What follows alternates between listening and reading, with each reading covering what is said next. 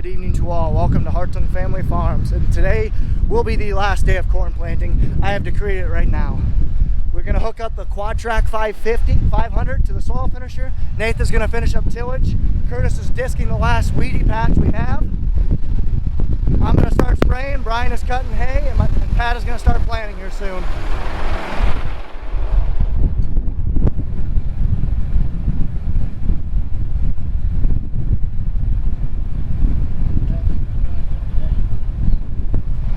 I got the Quad-Track hooked up. I'm going to take a quick Insta shot, and then Nathan's going to take off. There's Curtis working. He's just disking away. That Quad-Track just sounds mean. I've ran one once. It's been a while. But we haven't rented one for a couple of years now. But it's definitely needed. It's nice having a dealer real close so they have equipment all available when we have breakdowns like this, especially the major ones and critical times where we need to go. Especially a spring like this where it's one of the latest we've ever had. When the weather's conditions are right, we need to go. So that's why we have everyone moving right now. Curtis has got a little bit left to disc. Pat and I are going to finish chores. Nathan's going to start soil finishing. We got 6 people moving right now, and all of us need to get going. Also, my uncle is driving a skid loader with one hand talking on the phone. Impressive.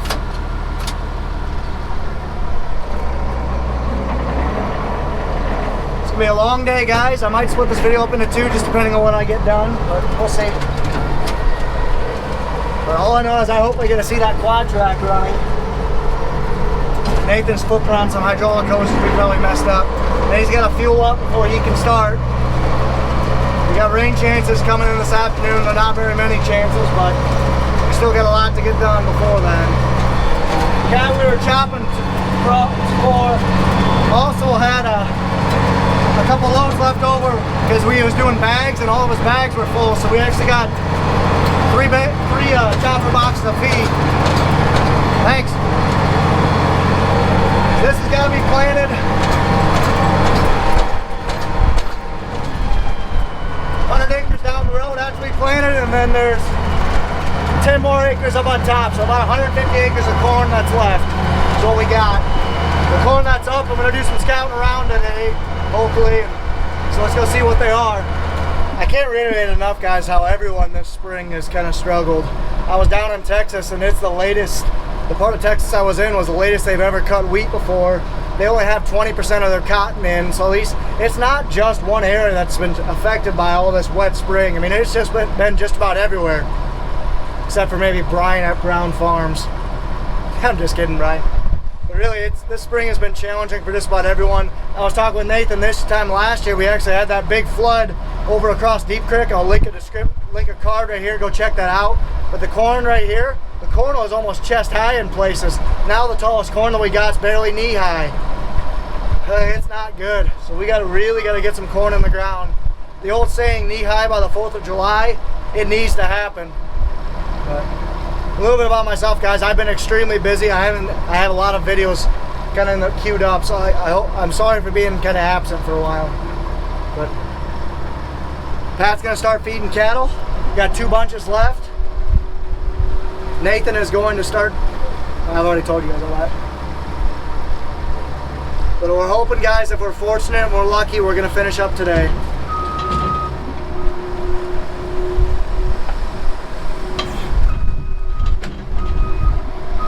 Now I'll start up the PTO.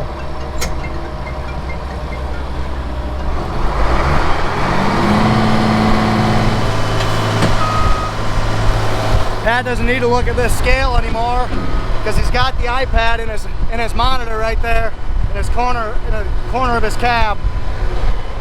So all he's got to do, it tells him exactly what he's doing. It kind of gives him a indicator, green if he's within 10 pounds, and red if he's got to go higher, or yellow if he's got to go lower. So he likes it a lot. Don't have to remember rations and tell people anymore. All you're gonna do is have someone jump in with that iPad and you're good to go. He's been stressed out lately. I don't think I've ever seen him drink coffee right there. But it's been a stressful spring, that's for sure. This pit needs to get redone badly.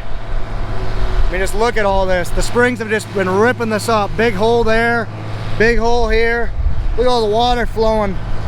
Cement's cracked there.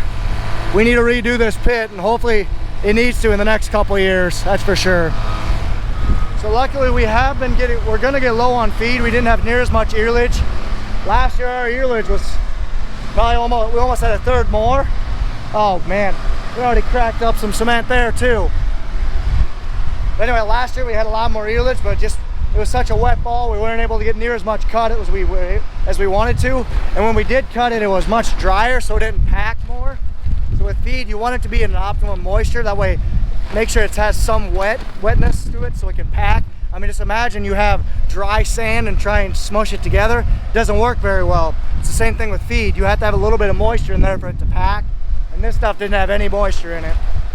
So we were actually supplementing it with a lot more hay and some rye, some chopped rye. So we're very fortunate for that too. We're gonna have to redo our pits here in the next couple of years though, because it's just getting ridiculously bad. There's actually a spring coming from back here. I'll show you guys if I can walk back here. The spring's bubbling up from right there.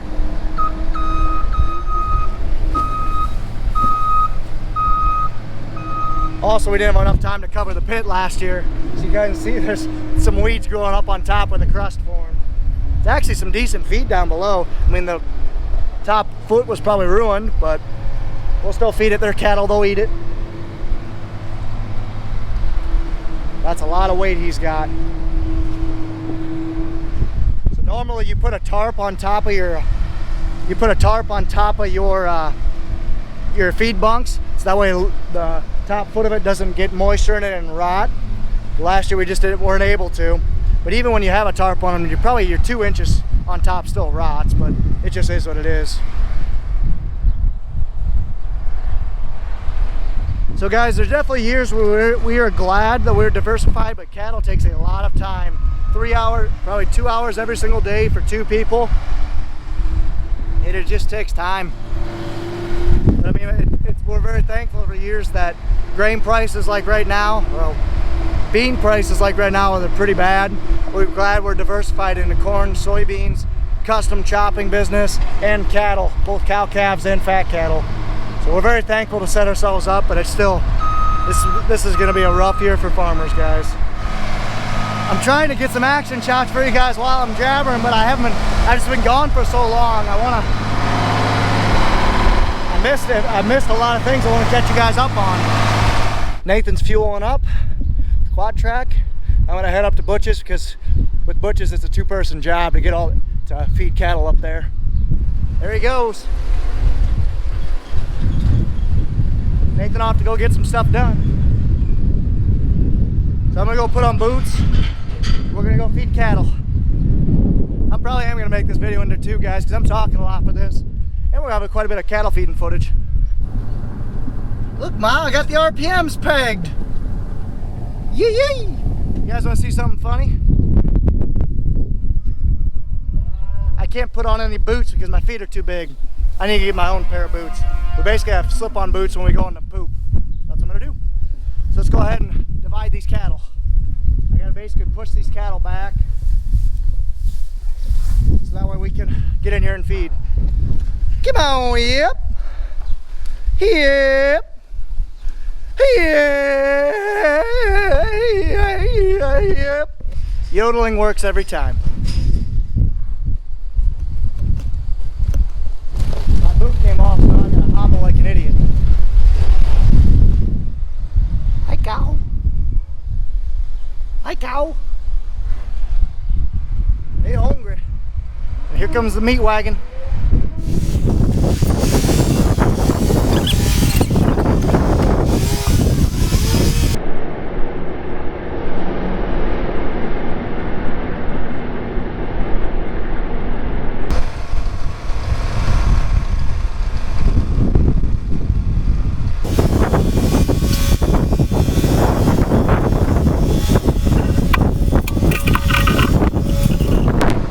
Now the bunches are getting fed. Time to go back and open up the door for Pat.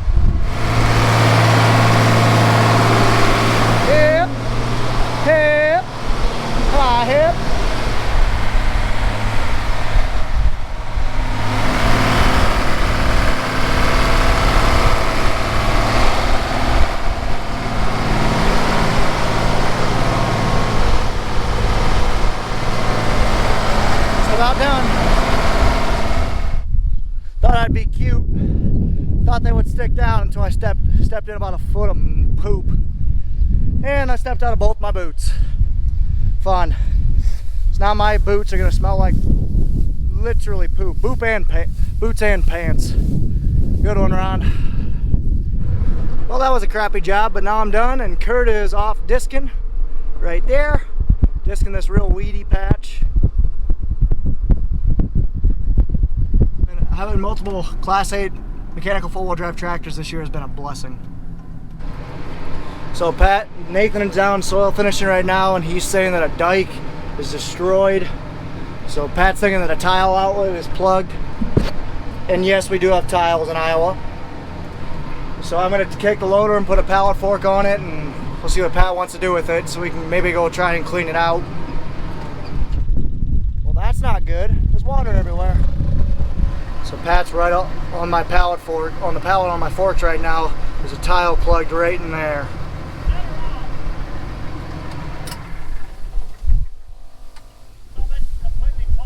It's completely plugged. That's good. How far is it down to the tile?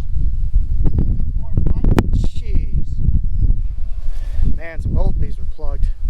That one's really sucking right now.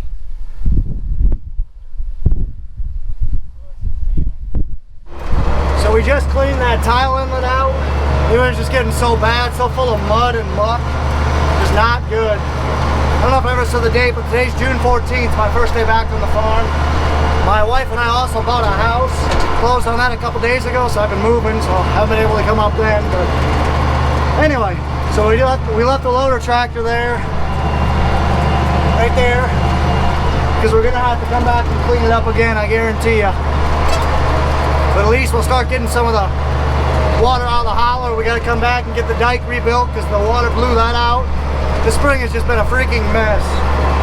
An absolute mess. This is what our mixer wagon looks like when it's doing its business.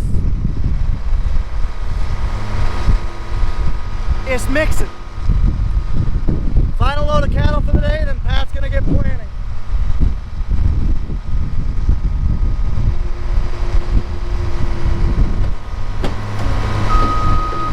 Good enough, let's go. Because Pat needs to get seeding. Before I start spraying, I am going to get his seed tender hooked up. Pat ran out of seed last night, and that's why he quit. So I'm gonna get his seed tender, get the old box off, get the new box on, get it moving. So we're using 108-day corn. I wish we switched to something lower, but it is what it is. I'm gonna back this out and get this thing switched over.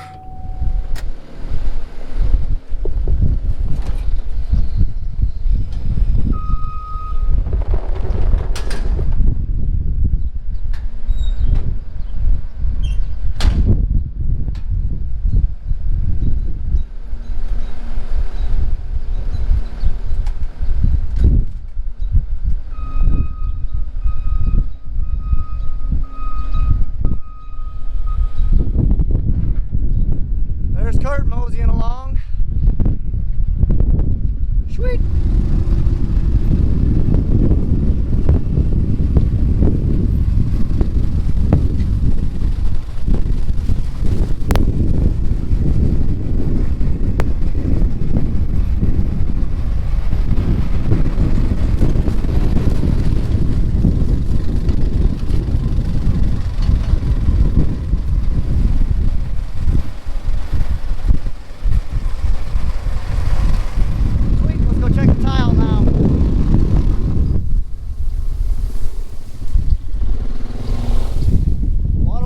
Down a good amount, but that one is not sucking again, so I'm gonna grab it real quick. So I'm out here right now trying to get this tile unplugged. It's not sucking. Like that one has a vortex and it's sucking down, where this one's not, but I don't know, I can't figure anything out. I'm not gonna spend much time here, but that's not sucking for some reason. I don't know, I'm gonna head back. Kurt's still disking away. Alrighty guys, so Pat and I went and filled up his planter. Nathan was going along, got about 15 acres done. He just blew a tire, so we're fixing that right now. I'm gonna get my sprayer ready to roll, and then I'm gonna start spraying. Hopefully. Maybe not. Maybe I'll take Nathan's spot so we can start planting, and then I'll start spraying. We'll see. Alrighty guys, so they're getting the getting a full video right now, so I'm just going to end this video here, and the next video is going to be actually us in the field. So hope you guys enjoyed that video. If you guys did, be sure to like, comment, and subscribe. Follow us on Facebook and Instagram at Hartung Family Farms. And of course, guys, as always, ta-ta for meow.